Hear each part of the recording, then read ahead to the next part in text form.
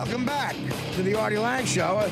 Excited to have our next guest here. He's from South Africa and a real funny comic. He's in town doing a one-man show and stand-up comedy here. And he agreed to come by and hang out with us and talk a little bit about what that's like. The great Trevor Noah. What's up, buddy? Thank you very much. I've never been called the great before. This is the first time. Well, listen, man. Thank you. That was, that was not dripping with irony. That was serious. I hear a lot of great stuff about you. I haven't seen your stuff, but when did you get over here from South Africa? Wow, I got here, what, 3 days ago? Okay. So now, you've been here before? I've come once for about a week, but as a tourist. This is the first time I'm here actually working. How old are you? I'm 29. What is the comedy scene? You're from Johannesburg. From Johannesburg. Did you grew up in Johannesburg? Grew up there, lived there my whole life, still live there. What is the comedy scene like in Johannesburg, South Africa? It's growing, but it's new. It's I mean, comedy's only been legal for 18 years. Well, a lot of stuff's only been legal there for Yeah, I mean, what year did apartheid officially 18 fall? years. 18 years ago. Okay. Yeah. The new South Africa is the same age as Justin Bieber. That's, it genuinely is. It's the same age. Well, it's nice that you guys. Hopefully, his life will go awry before you guys. Oh, man. I hope the new South Africa lasts much longer. Now you started at what age then?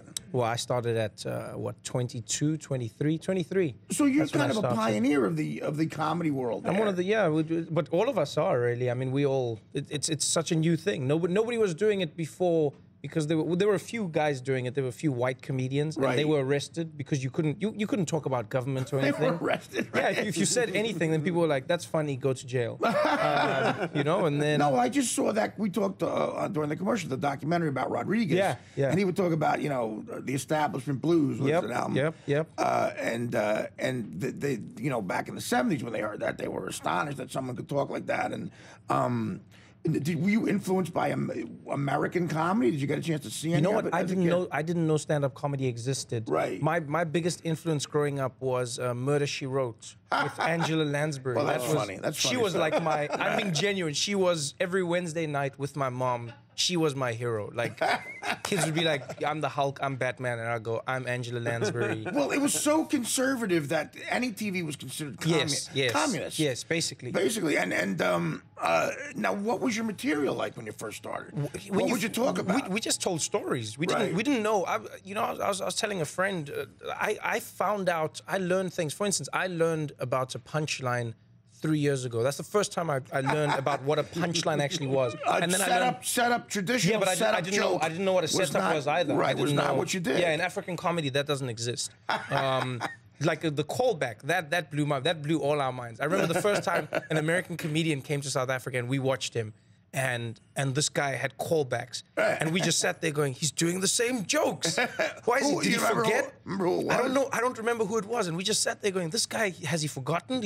And the audience just started getting angry. They went, "This guy's telling the same joke over and over again. This is horrible. This is just horrible." Well, some American audiences, you should feel okay about yourself because some American audiences are too stupid to get it. I was really drunk in Pittsburgh doing a club called the Funny Bone, and I attempted a callback, but I was so drunk it sounded like I was just repeating a joke. So like this 400-pound guy in the front row, as I was attempting a callback, just went like this, real mad, like with his arms folded. He goes, "Did it!" I wanted to strangle the guy. Oh, so now funny. You started out telling stories, and then what you found out about callbacks, setups, punchlines, did you incorporate them into your act? I try every day. Right. I'm still learning the callback. It's a very interesting. It's not easy to just jump into. It's an art. You got to, I'm not amazing at it. It is. So I'm learning comedy every day, and now I've started traveling the world. I've been lucky enough to see places, and this is my first time doing shows in New York. So I mean, are you intimidated at all, or in a good way, like nervous in a good way? In a great way, because this is. I mean, you see people like last night. I was doing a set, and then Jerry Seinfeld jumps on stage Where after were me. you? I was at Gotham. You were at Gotham, okay, And then great Jerry place. Seinfeld jumps on, and you're just going, oh, I hope the audience doesn't forget me too much. That's a thing about American comedy. In L.A. and New York, you will get bumped by these more famous guys. Yeah, it's insane. Though. And sometimes they'll do an hour. Like, you think maybe they'll just do 20 minutes. Oh, but there's no, Yeah, they can do however long they want. So it's a good feeling. It's different. It's big. It's it's the home. It's the home of comedy. Like New York and London for me are the two places in the world where you go. That's where comedy lives. No, I've done stand-up in London before. I did like this pub crawl thing that somebody sponsored where they did stand-up there. And I kill just from talking because I sound like a Jersey Mafia guy. I just go, hey, guys, how you doing? It's hard to gauge, but do you like London? I love London. Yeah. I love it. Right. I played some clubs where like the hecklers were the highlights of the show. That was like here they say no heckling. That's a ruling, no heckling, that's a wonderful rule. Yeah. In London they encourage hecklers. They go, please heckle as much as you can. Like evil soccer crowds. Yeah, they do. They just, so some clubs the hecklers are more popular than the comedians. They've got the best lines. They've got the best everything. So like John, do you know what a callback is? You know what we're talking about? No. Well, you've seen. You just like. I mean, I can deduce that it's saying the same thing over. He just saw me do stand-up a few weeks ago. Was I the first comedian you've ever seen? Is that what you said? No, I saw Schneider. Rob Schneider. Yeah. In Central PA. And that's the only other guy? And I thought about it. I actually saw David Spade when I was at Stanford. All right.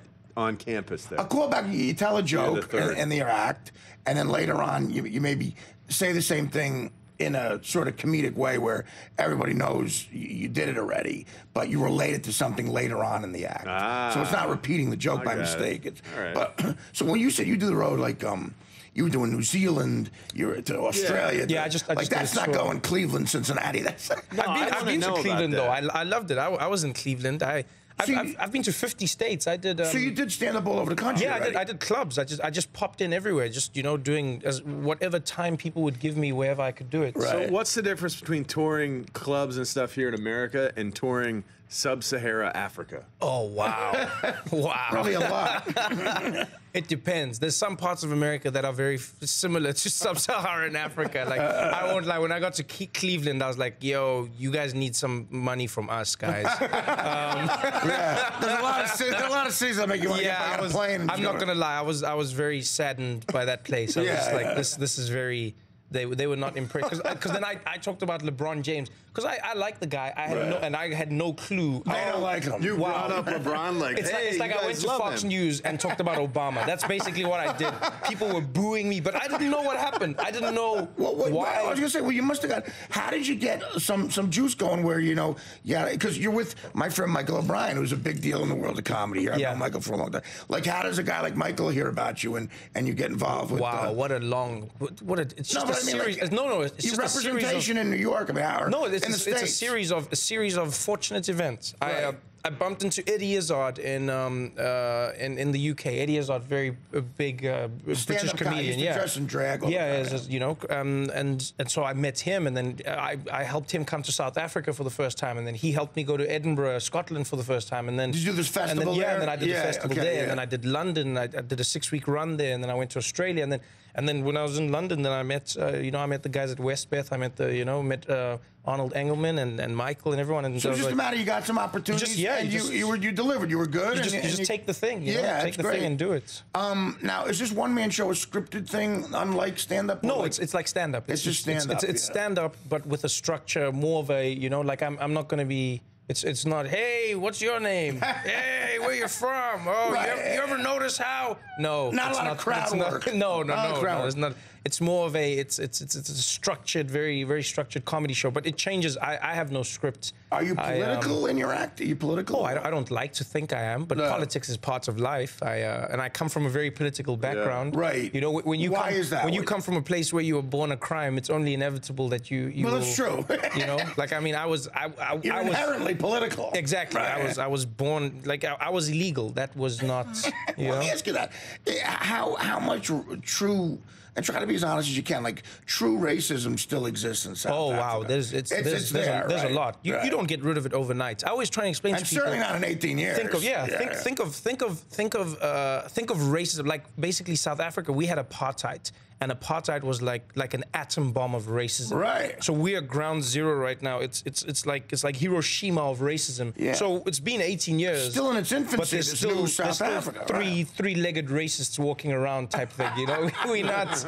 It takes a long time to get over it. Now, It doesn't happen overnight. Have you experienced that when you do stand-up over there? Have you dealt with some racists in the crowd where it got kind of hairy for a while? You know what the thing is? Some people don't even know they're racist because racism was legal. Right. Some people don't even know they're racist, and that's those are the people you have to work with. I know what you're talking about. Yeah, you have to go. No, you're racist, and then they go, no, I'm not. Black people just smell. And you're like, no, you're racist. You have to learn this. You're racist. So you have to teach people that which is the strangest thing ever, because they're not mean. They're just racist. They were ignorant. Yeah, that's exactly what it is. That's perfect. Yeah. So you're dealing with people who have no clue. It's not like they're being mean about it. They just call you.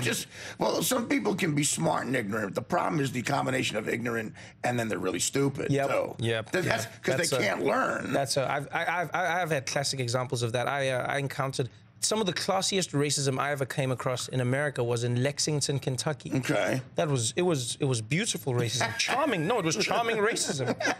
Well, they perfected it down there. They said the most amazing things.